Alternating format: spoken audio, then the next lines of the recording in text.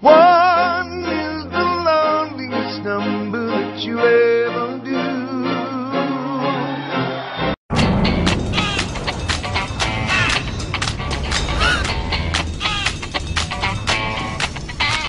Yes, ladies and gentlemen, the M&M Spokes candies are my #1 pick for most memorable advertising icons.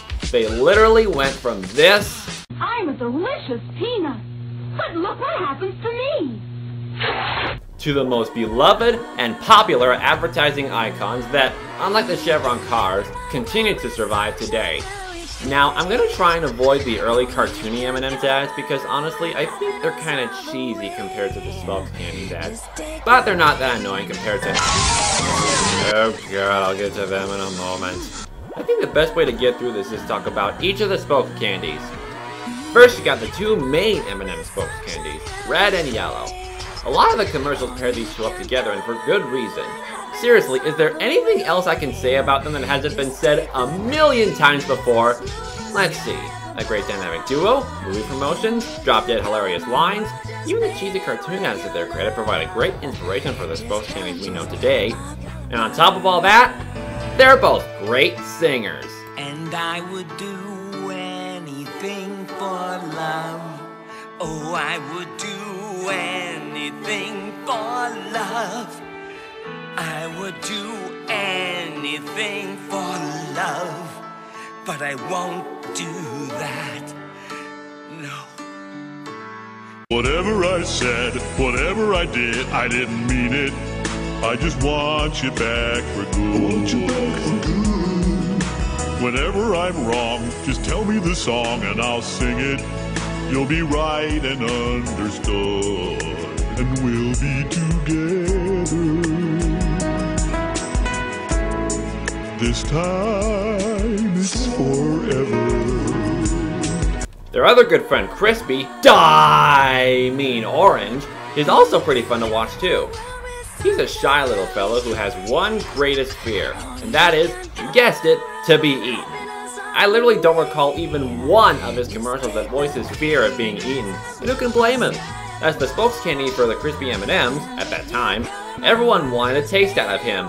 Everyone! Even his own kind! You don't eat your own kind, it's unnatural. The crispy M&Ms lasted a real long time, but at some point they discontinued them. Instead we got pretzel M&Ms. While their Spokes candy has been renamed from Crispy to Orange. I'm still not used to that name change.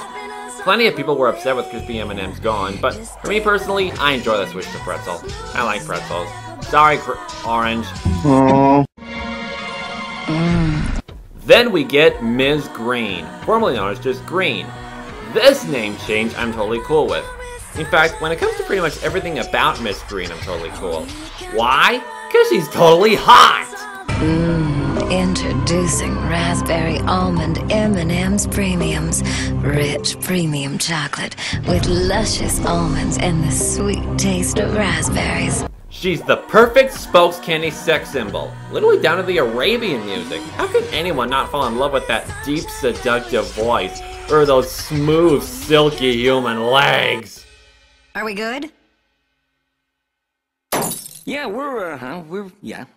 I'm so keeping this footage. Oh, and just like red and yellow, she's no slouch in the singing department herself. Come with me to the M&M's groovy summer. You could win some beautiful M&M's of many colors.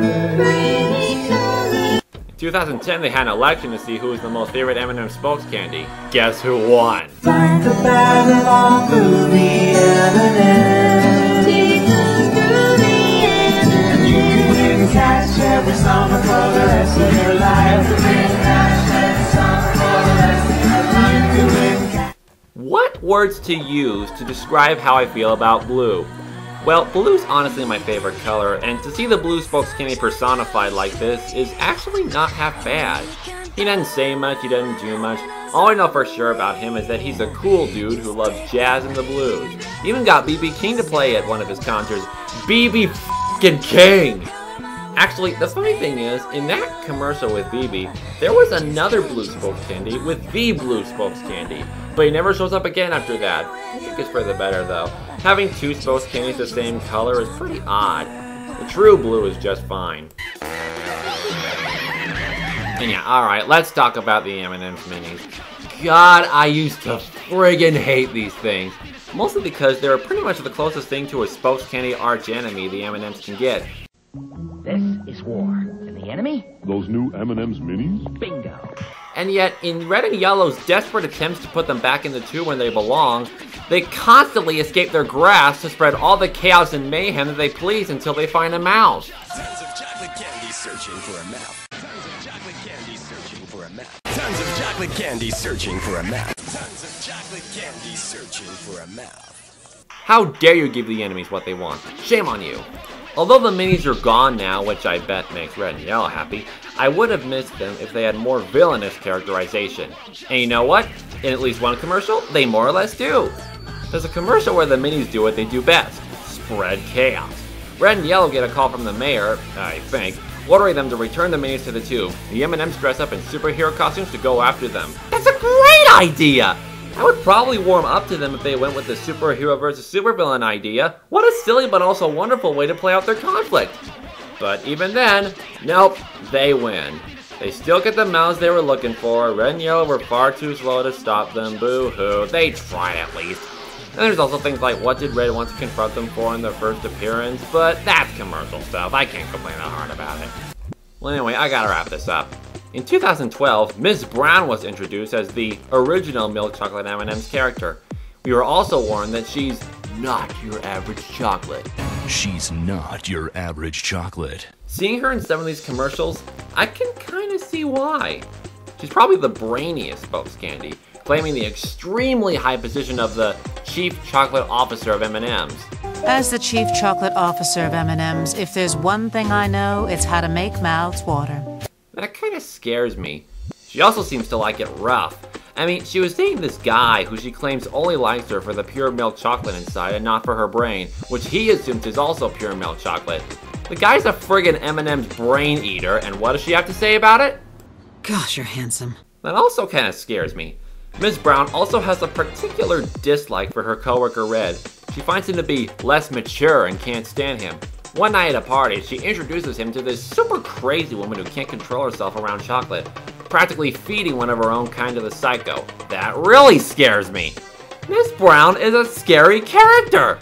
Her genius IQ can make her one dangerous piece of candy. Screw the minis, this should be the M&M's arch enemy. But, you know, whatever. She still works for M&M's, it's still a great candy, and they still have great commercials. Their #1 spot should come as no surprise. The icons that you see literally all over the world simply had to be #1. There is no way you can deny their legendary status.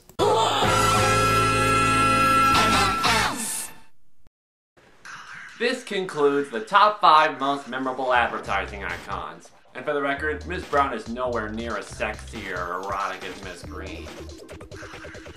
Though there is something I've wondered for quite some time.